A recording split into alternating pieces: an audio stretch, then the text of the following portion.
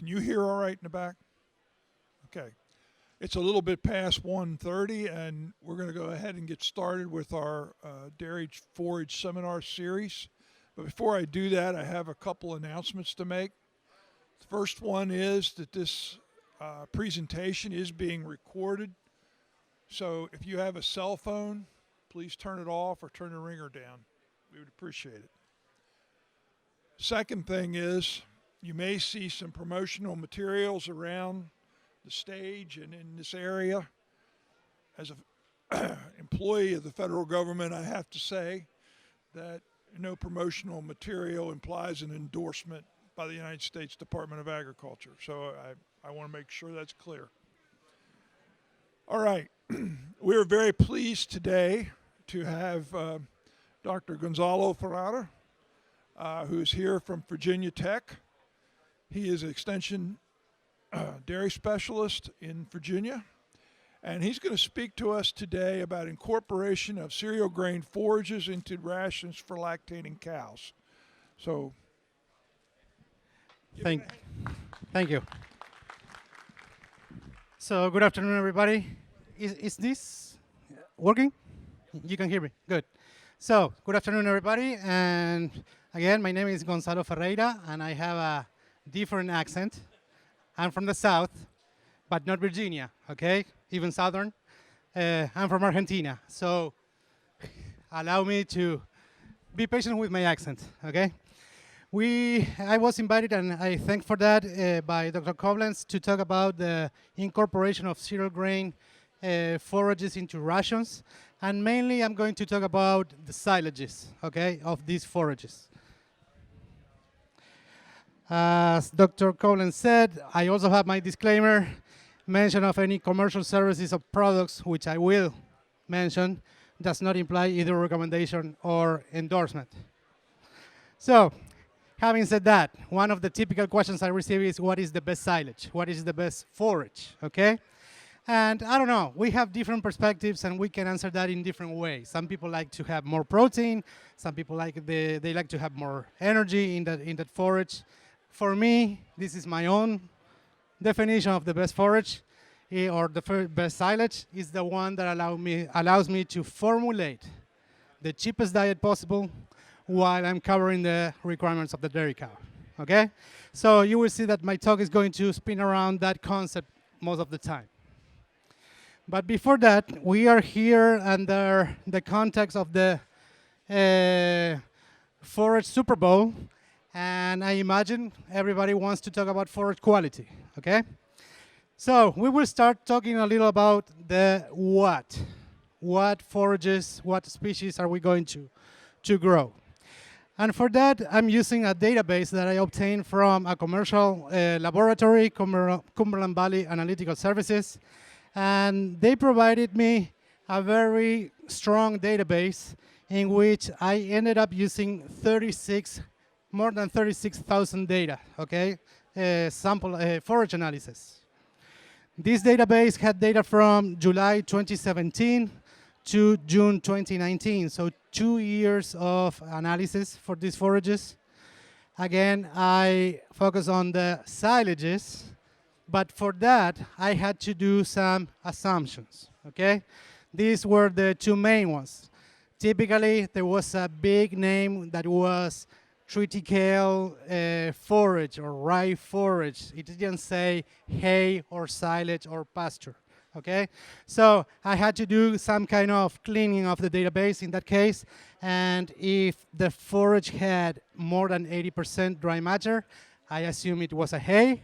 If it had less than 18% dry matter, I assume it was a pasture, okay? And from there, I started working on the data. Now, you have a data set, and you will have different values. Think about them from high to low. And we are going to use a lot of box plots. I don't know if you know what are the box plots. That is a statistical tool. So I will try to explain what is that. So we have a bunch of data. Well, in this box, we are going to have half of the data, okay? then so in this median, this line here in the middle, that separates half of the data above, half of the data below. Then we have a Q1, quartile 1, and that means that 25% of the data is below that value. Then we have a Q3, that means that 25% of the data is above that value, okay? Then we have a range between the Q3 and the Q1, and we call that interquartile range.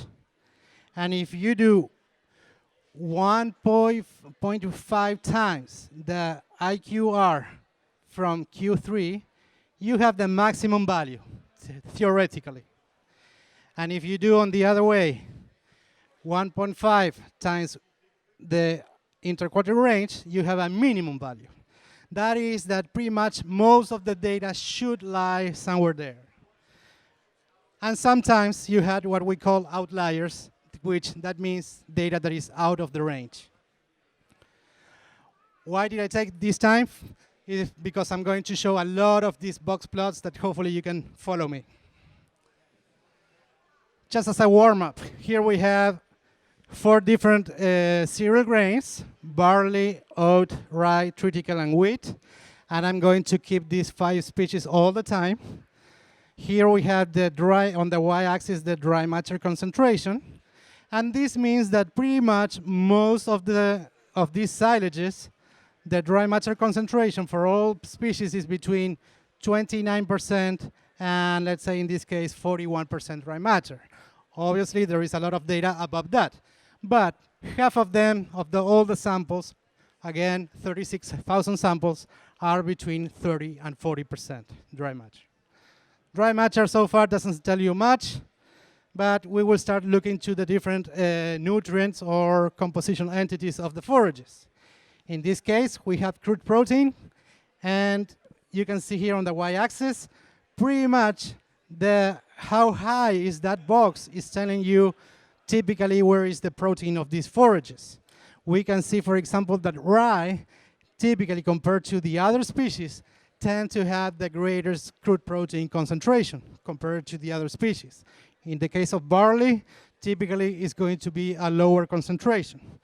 To give you some perspective, this is about 6,000 samples, 6,000 samples, 9,000 samples, 9,000 samples, 6,000 samples. So there is a lot of information. This is what we are doing so far regarding forage quality, crude protein. One thing is, so far from here, if you want to get some crude protein, maybe it's going to be easier on the hand of ryegrass. Rye, not ryegrass, rye. And obviously, as you can see, it's very atypical to obtain from these forages crude protein concentrations high enough as, for example, alfalfa haylage. Okay? Now we are going to look to the NDF, or the fiber concentration of these forages on the y-axis.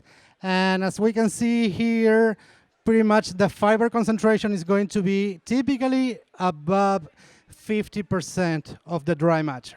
Okay? One first conclusion about these forages, these silages, typically you cannot compare them to typical values of corn silage. So we are talking about 2 different things here. Okay?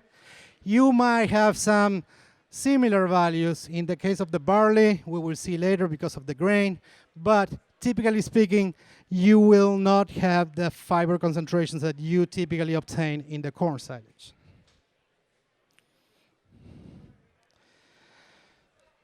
This slide, in this case, we have NDF digestibility or fiber digestibility, and one interesting observation here is that both rye and triticale typically are having the greatest fiber digestibilities relative to wheat, oat, and barley so far. This to me was kind of a surprise somehow, but this is the reality. And then when we look into the quality of the fiber, what I did here is, I don't know if, like in today's presentation in the morning, they talk about lignin. Lignin is what drives much of the digestibility of the fiber. So here what I plotted is the lignin concentration in that fiber okay, and see how was the relationship with NDF digestibility. Obviously, there is a negative relationship between NDF digestibility and lignin concentration, but the important thing is that pretty much all species, they had the same line. So there is not a species variation there. Pretty much lignin apparently is affecting the digestibility in the same way.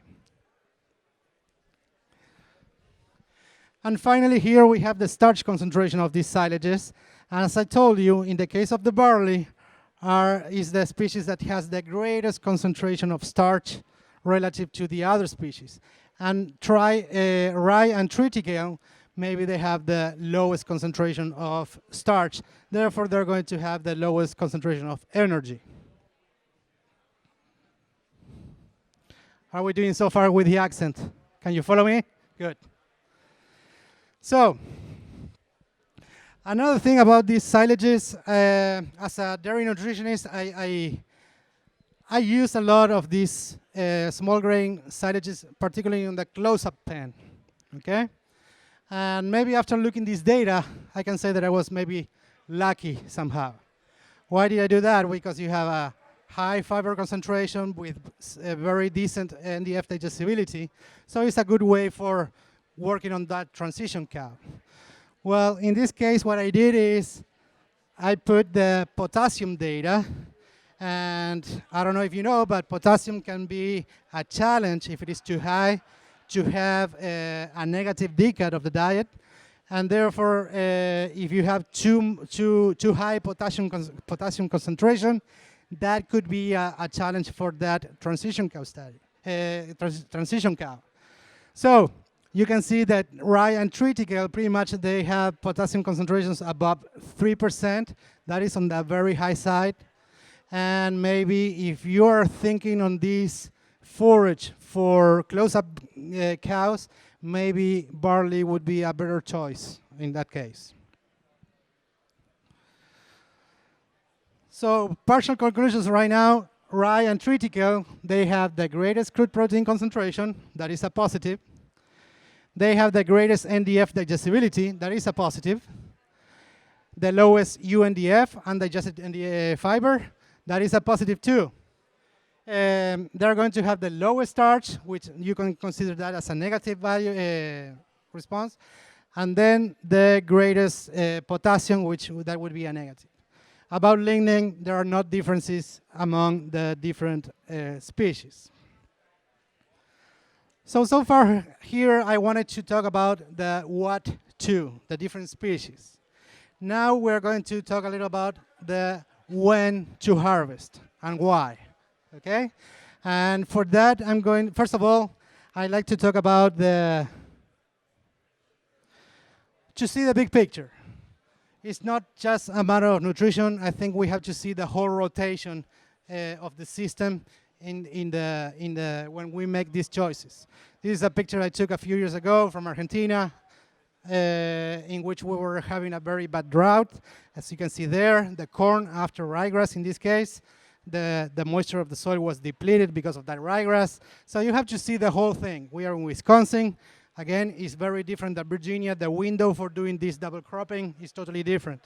So again, I'm not a great fan of double cropping. I think you have to consider this with your agronomist, with your nutritionist, and go from there.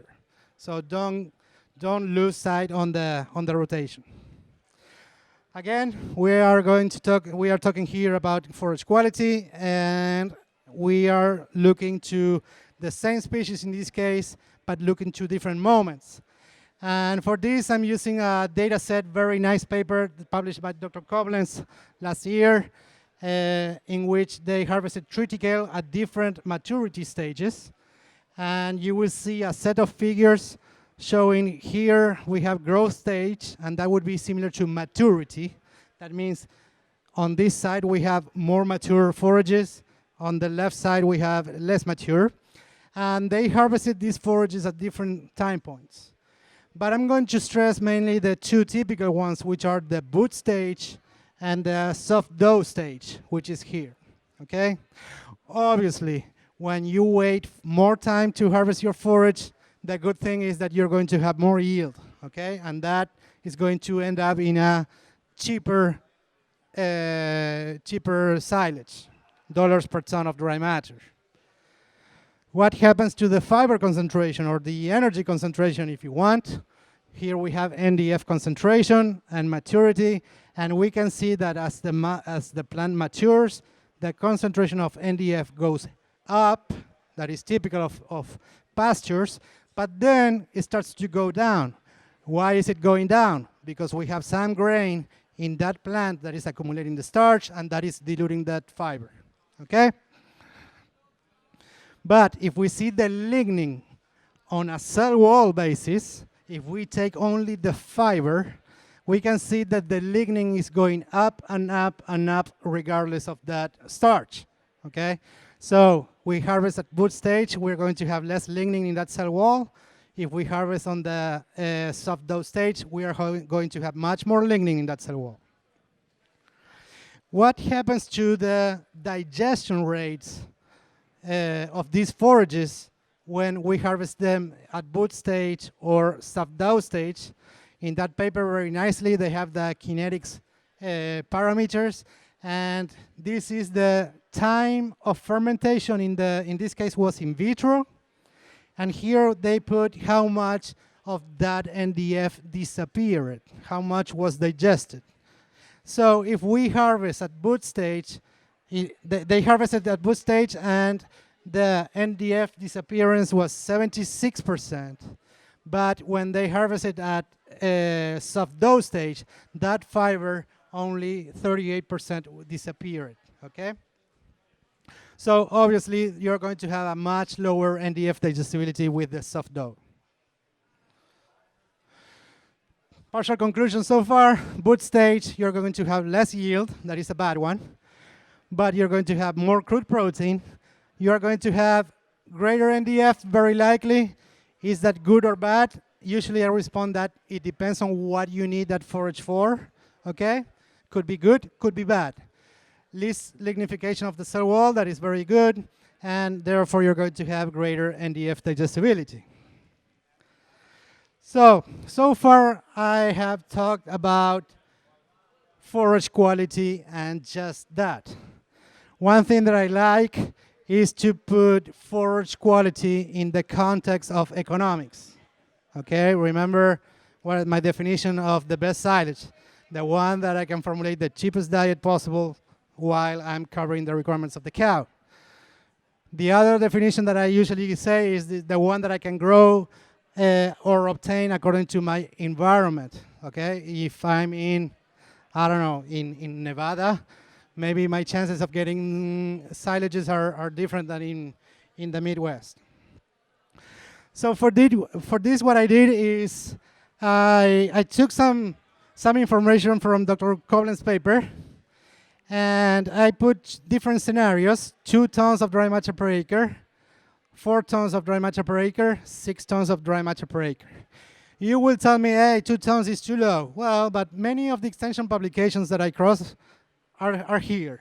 Some of them are here. A few of them are in the 6 tons. Okay? Yeah, so you can take whatever you want. So I put a $90 per acre for spreading manure, $19 for weed control, and that includes the spraying and the product. Then we do a no-till planting with included the seed of the triticale at $55 per ton, 6 months, because I'm using the land only for a few months for this crop, of $35 per acre. And again, that is maybe some values for Virginia, not for here. I put an interest rate. And then the variable cost, which would be the chopping, holding, and ensiling, the inoculant, given here at the end the total cost in dollars per acre. And here is the proportional. After harvesting, I put a 10% shrinkage. Could be more, could be less. You will define that. Here we have our final silage cost. If we have a yield of 2 tons per acre, it's going to be $54. If we have 4 tons per acre, it's going to be $33. If it is 6 tons, $25. Okay? So obviously, more yield, cheaper silage. So then what I did is, okay, we have these two silages, and I picked the 2 tons and the 4 tons. And I said, okay, let's plan 8 different scenarios. Let's say that we are harvesting at boot stage, or we are harvesting at soft dough stage.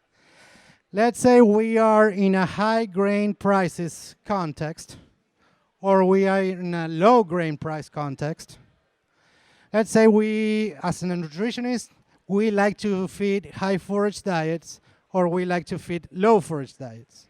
And here we have all the combinations, all the 8 different scenarios. Low prices, high forage, low forage, high prices, high forage, low forage, and then the boot stage or the soft dough. Then what I did is, this is a database with all the prices, some of the prices of the commodities.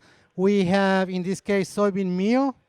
And this is, you cannot see this here, but it starts in 1981 up to, I think this was up to last month, okay? So we have 40 years of data here. Now, as you can see, there is variation here, 20 years ago, but not as much as in the last 20 years.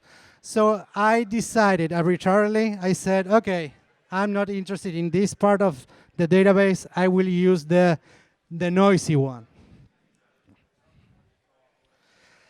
So what I did is I put the prices of the commodities that were available in the database. This is a database from USDA. And I had prices for corn, for soybean meal, for hay, alfalfa hay, corn gluten feed, corn gluten meal, cotton seed meal, and urea, okay? And I had a lot of data, so I did a box plot, and I said, okay, I will take the third quartile and the first quartile as the high price and the low price. One thing that I did then is I added a hauling fee to that ton of commodity, and here are the prices that I end up using. For example, alfalfa hay from $195 to $119. Corn grain, a high price of $161, these are dollars per ton, $95 per ton as a low price. I did this at the end of August this year. As you can see, we were at that time right in between the high and the low prices, to give you some perspective. So then, having the prices, what I did is, okay, I went to the ration formulation software. In this case, I use AMTS, and I did an optimization ration formulation based on least cost. And these are most of the constraints that I use. First of all, I wanted to include either 40 or 60% forage in the diet. I wanted at least 100% of the requirement of energy, no more than 110. The same for metabolizable protein. I wanted at least 100% or 110. No more than 70% crude protein. NDF to be between 28 and 32. Less than 42% non-fiber carbohydrates, and less than 6% fat. And here we have a summary of what I obtained. Here we have the low prices scenario, the first 4, the high prices scenario. Then we have the high forage diet, low forage diet, high forage diet, low forage diet, boot stage, soft dough, and so on. So first of all, in the low price scenario with high forage diet at the boot stage, a feed cost of 3.13. One thing I said right now is, before you jump into my jugular vein, is that 3.13 I know is cheap, but this doesn't include the mineral mix and many of the additives, okay? When I include in the diet the silage at the soft dough harvesting time, first of all, I didn't arrive to a solution, but it was pretty close, and I obtained a diet a little cheaper. Same with the low forage scenario, with the boot stage and with the soft dough, and then we will see in detail what happened. So here we have the diet with the low prices scenario, high forage, boot stage. And you can see here all the results of the diet, of the ration. And everything was according to what I programmed the software to result, how I wanted the diet. 24 kilograms of dry matter, that would be similar to 52 pounds of dry matter. That is what I want to feed to the cow. So this is pretty much what I wanted. And you can see in this case it's including triticale at boot stage, corn silage, pretty much half and half, ground corn grain, soybean meal, and corn gluten feed. So far, everything looks fine. Now, when I include the soft dough silage, which is here, the triticale, you can see that in this case we have less triticale silage, less corn silage, and we have a new ingredient, which is alfalfa hay. Now, this diet ended up being cheaper than the previous one, but has another ingredient that we need to manage, which is not that easy to manage, which is the alfalfa hay. We need to chop that one, and we need to add it. That cost of chopping is not included there. So it's a little more complex. On the other side, you can see that there are a few parameters that they were not in line with what I wanted, but they were close enough. In the case of the low price scenario, with the low forage diet in this case, at the boot stage, pretty much the ration formulation software is including all of the forage as the triticale silage. There is no more corn silage, so the question is, do we really want that? Then we have the corn grain, the soybean meal, and the corn gluten feed. Now, do we really want that? There are certain instances when we are very short on corn silage. Maybe this is a good solution. It's not that it's a good solution, but it would not be the first time I'm doing something like this because we ran out of corn silage. Let's put it that way. Okay? As you can see here, all of the requirements were met by the software. In the case of the low prices with the low forage diets, not everything was met. Low and dry matter was a little lower. And in this case, yes, again, all of the triticale was there, no corn silage. And we can see there is a little of alfalfa hay to be included in addition to the some urea, which is pretty much homeopathic. So in conclusion, so far, with low price scenarios, soft dough could be an option. It's going to result in cheaper diets. In the case of the boot stage, and this happened also with the soft dough, is going to kick out corn silage of the formula. The question is, do we really want that? Maybe if we are short on stocks, inventories, maybe that is a good alternative. Now, in the case of soft dough, there is more dependency of alfalfa hay. So you have to evaluate.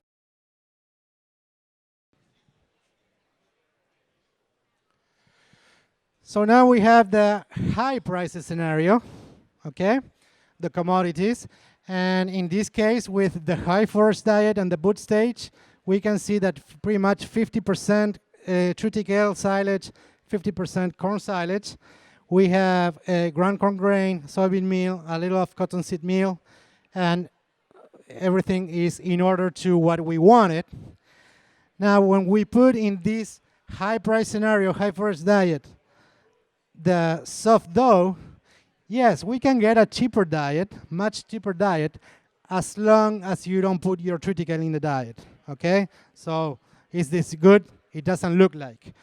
So, because you need the fiber and you need the protein, alfalfa hay is obligated here at much greater concentrations. Here we have the high prices with the low forage at the boot stage, and we can see some inclusion of triticale and corn silage. Everything looks fine. A little more, because of the high prices, a little more inclusion of the co-products. And then when we have the soft dough, we can see that there is again inclusion of the alfalfa hay, so that dependency on the hay for the protein. So, conclusion so far, with high price scenarios, boot stage would be the better option Okay, the relatively higher concentration of crude protein is going to allow simpler diets, and also the low crude protein concentration of the soft dough is going to force the inclusion of alfalfa in the formula.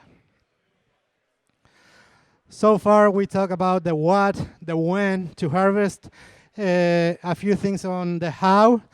Obviously, depending on if you're harvesting on the soft dough, the same concepts of corn silage would be applicable. In the case of cutting height, if you go higher, you are going to leave more vegetative material in the field, and therefore this high cutting height is going to have a greater concentration of starch and more energy, less fiber. Speaking about the ensiling process, one thing I like this to be very visual. All these species are from this subfamily within the grasses family. And one characteristic of these forages is that all of them are hollow. They have a hollow stem, okay? Same as bamboo. They're pretty much parents in this case. So packing is going to be a challenge because of this structure of the stem, okay? Imagine yourself trying to press a bunch of plastic straws after you go to your dinner or whatever. This is a silage picture I took a few months ago in Southwest Virginia. They were having very high temperatures in this silage, and obviously the packing was not very good. Okay, so again, pack it well, and based on my experience also, especially if you use bags, eat them fast. Okay, eat them quickly. Here we have, this was wheat in this case, and the removal rate was very slow, and you can see how it was the condition. That was a mess. One last comment about pH of the silage. Here we have, from that database, we can see the pH. And first of all, we can see that pretty much most of these silages are above 4. Okay, so it's very hard to obtain pH silages similar to those that we see in corn or sorghum silages. What is the reason for that? Some people ask about the sugar concentration of these forages. This is a study we have done in Virginia a few years ago. And to put some perspective, some corn plants that they have 12% sugars, they had a pH of 3.74. Now, we can see that the pHs in all these silages, 5 species, are well about 4, but still they have a decent concentration of sugars, comparables to those of corn. So I don't think it's a sugar concentration issue. I think it's more on the buffer capacity of the forages. Okay? Now, in this same study, what we did is we planted the grasses with either hairy vetch or crimson clover, and I will show you the results with the hairy vetch. We can see that the pH was even greater. Okay, so again, forage quality in ensiling conditions are going to become even more challenging when you add some legumes into your mixture. Finally, what to expect from feeding these silages? First of all, I don't think there is, I don't know there is a lot of information so far, like feeding trials comparing different species as such. Most of the studies are comparing maybe alfalfa with this species. And some of the information there is saying that milk production can be sustained with the change of alfalfa hay with triticale. This is a Mexican study, quite of new, big commercial dairy in Mexico, and they observed no response in milk concentration. However, they did observe an increase in milk fat yield by including triticale hay instead of alfalfa hay. Okay, you very well might know that milk prices are going to be dependent on fat concentration. So this addition of these silages in the ration, I think they have a good purpose on that regard. In the case of milk protein, there was a linear decrease, but you can see this is tiny differences, so not much there. We did another study last year in Virginia in which we included also alfalfa hay and what the mixed grass hay that we have in Virginia, which I can tell you is not very good. And we did a feeding trial. Yes, you decrease some milk production, okay, but when you put the income over feed cost by feeding this cheaper forage, you would be surprised with the results. Hopefully, I will have those results published in the near future. So again, overall conclusions, triticale and rye tend to provide the better forage quality relative to barley, oats, and wheat. Harvesting at the boot stage also is going to help to get better quality. Soft dough is going to allow you cheaper diets when the commodity prices are low. And harvesting at boot stage will allow you to get cheaper and simpler diets when commodity prices are high, okay? And then regarding the effects of harvesting time on production performance, I think we need to get more data there comparing the different species and the different moments. Before I finish, I want to thank the committee for inviting me here to present. I was saying today, it has been 20 years since my first and last visit to World Dairy Expo, so I'm very glad to be here. And I was an intern at that time. I want to thank Mr. Clint Steger from Virginia Tech. He helped me.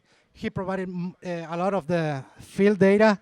Cumberland Valley Analytical Services for providing the database, and AMTS for providing the use of the ration formulation software.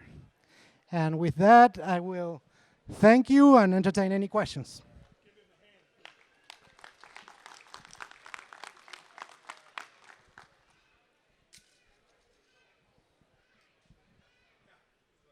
Yes. How often do you use grain silage for cow feeding in USA or in Argentina? Okay.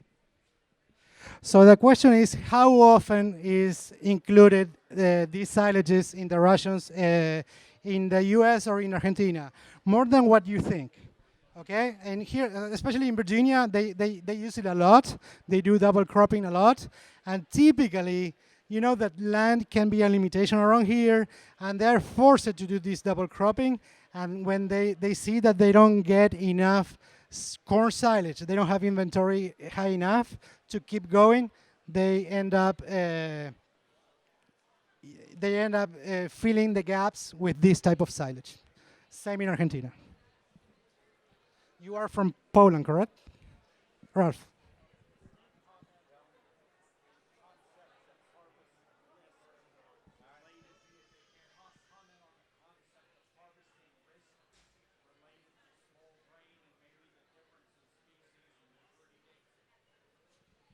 Okay, so Ralph is asking me to comment on the harvesting risk relative to the different species and moments. Let me see if I interpret where you're going. I go back to the rotation story, okay? So if you have a shorter window, a shorter, smaller window to do the harvesting and planting your corn, obviously you would like, I would like a species that grows fast, and that would be rye and triticale. If you have a longer window, I like ryegrass a lot. I think it's a great forage. But you have to have a greater window. You have to go southern. And in that regard also, the boot stage is going to allow you to feed better in that window to grow that corn. If I were your consultant, I always push do corn the best way possible. For that, you need a early maturity winter crop harvested as early as possible. Did I answer with that?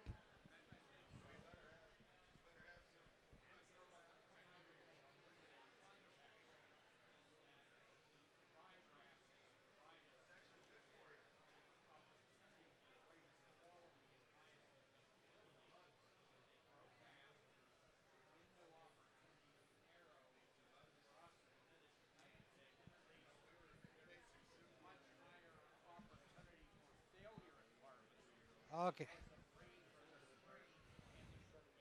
Okay, yeah, now I see where you're going. Yes, because it grows faster, you have to do it faster also, yes. You have less opportunities to fail. Yes, correct.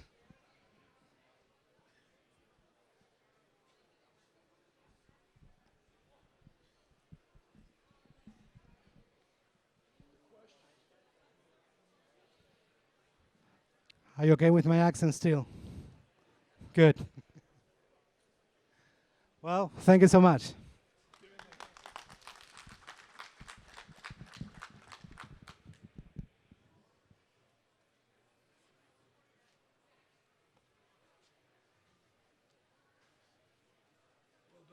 Thank you.